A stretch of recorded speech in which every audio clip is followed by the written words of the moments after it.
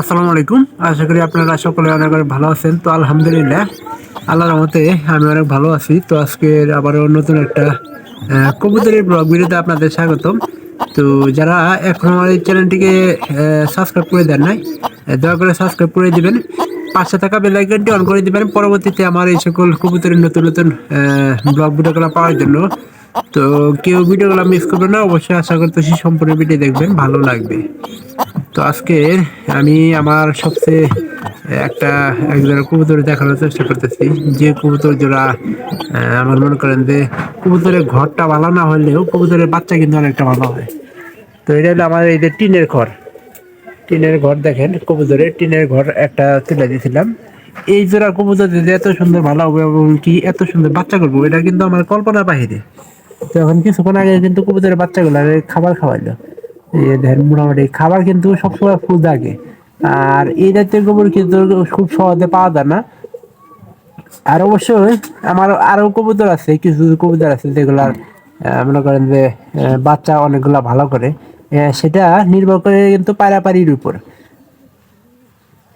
এখন হলো ঘর ভালো না হলেও কিন্তু বাচ্চাগুলো ভালো। তো সেটার বিষয়ে আমরা অবশ্যই খেয়াল করছি। তো আমাদের সবচেয়ে খারাপ বাচ্চা হচ্ছে কোন কবুতরের, সেই কবুতর আমি দেখানোর চেষ্টা করি। আমার এই যে 1 নম্বর ঘরটা দেখেন, 1 নম্বর ঘরের এই যে পায়রাটা, এই পায়রাপাড়ি ভালো আছিল, মানে ভালো থাকার কারণেও কিন্তু বাচ্চাগুলো কিন্তু ভালো হইতো না। এই জন্য শিবন মনে করেন যে এই যে গিরিবাস কবুতরটা কিনে নিয়ে আসছে।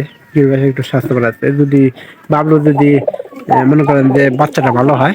তো এই যে এই পায়রাটা কিন্তু আমার সবচেয়ে নিম্ন স্তরের বাচ্চা, এই যে এই পায়রার। তাছাড়া কিন্তু সবগুলো কিন্তু কবুতরের বাচ্চা ইনশাল্লাহ ভালো হয়। তারপরে এই যে আগে এই পাড়িটা, এই যে এই কবুতরের পাড়িটা না মরার কারণে জনকা মরছিল না, তখনকার কিন্তু এরা বাচ্চা কিন্তু অনেকটা ভালো হইতো। এখনকার কবুতরের আজকে জোড়া নিছে 15 দিন পর, এটার ভিডিও আপলোড করা আছে, আপনারা দেখতে পারেন। আর এই যে তৃতীয় ঘরের যে পাড়িটা, এটা বর্তমানে কিন্তু ফাঁকা আছে। এটা বর্তমানে পাড়িটা মনে করেন যে পাড়ি কবুতরের বিষয় নিয়ে আমি একটা ব্লগ ভিডিও করবো। আবার এই যে এই ঘরের বাচ্চাও কিন্তু অনেকটা ভালো হয়, এখনো ছোটই আছে। আবার এই যে এই ঘরের বাচ্চা ভালো হয়, কিন্তু ইদানিং একটা বাচ্চা মনে করেন যে নষ্ট করতেছে। ছোটবেলায় কি স্বাস্থ্যবান, তো খাবার ঠিক মতো খাওয়াইলে স্বাস্থ্যটা কিন্তু হইতে বেশি সময় লাগে না। তো এই বিষয়গুলো আপনাদের লক্ষ্য রাখতে হবে। আর কবুতরের বেশি বেশি করে খাবার টাবার দিবেন, সবচেয়ে বেশি কিন্তু ভালো হবে।